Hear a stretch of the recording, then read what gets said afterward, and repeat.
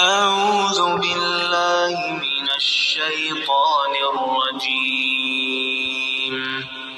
بسم الله الرحمن الرحیم۔ دو کمال کے رافضی ایک ساتھ جمع ہو گئے اور ایک نے سوال کیا کہ علی رضی اللہ تعالی عنہ کی قبر کس نے بنائی؟ دوسرے نے کہا مجھے زیادہ علم تو نہیں ہے،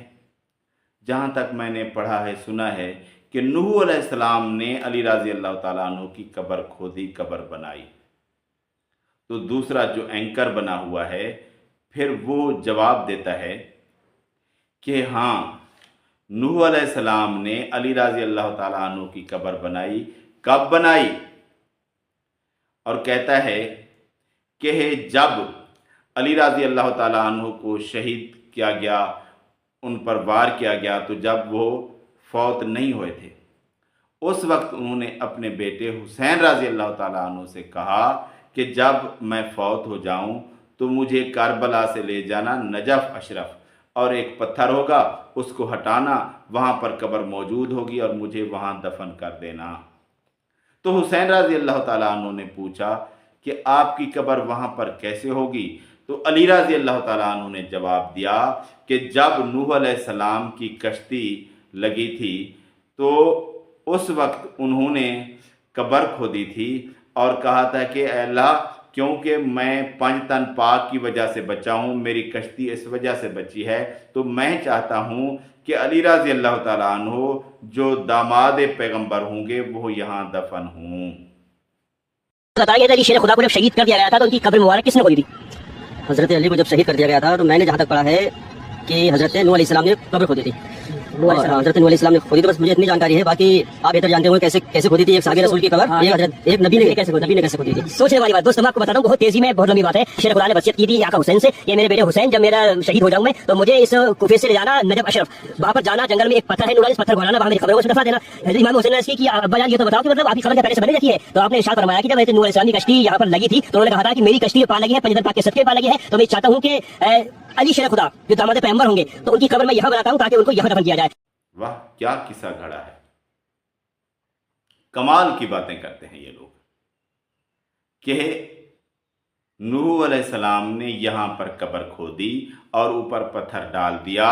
کہ علی رضی اللہ تعالیٰ عنہ آئیں گے اور وہ یہاں پر دفن ہوں گے،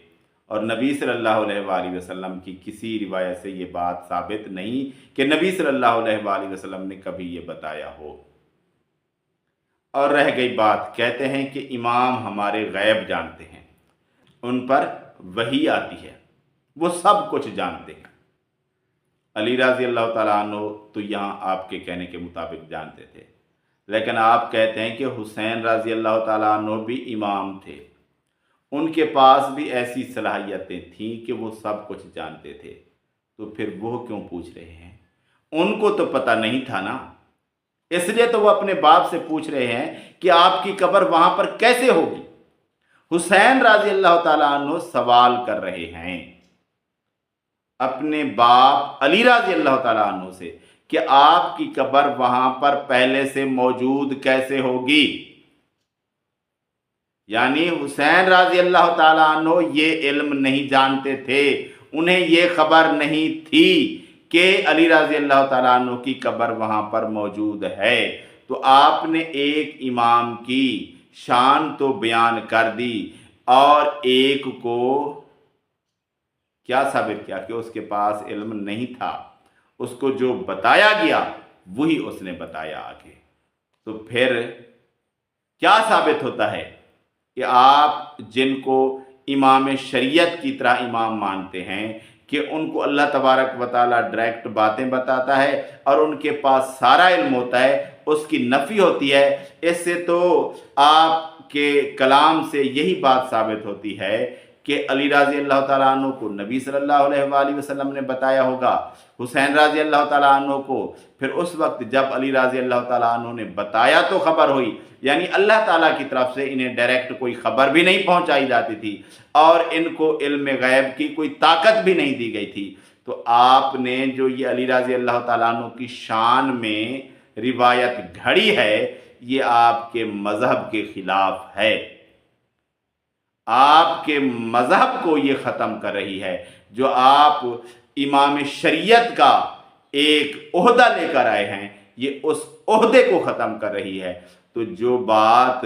آپ گھڑا کریں، پہلے اس کے بارے میں سوچ لیا کریں کہ اس کے سائیڈ ایفیکٹ کیا ہو سکتے ہیں۔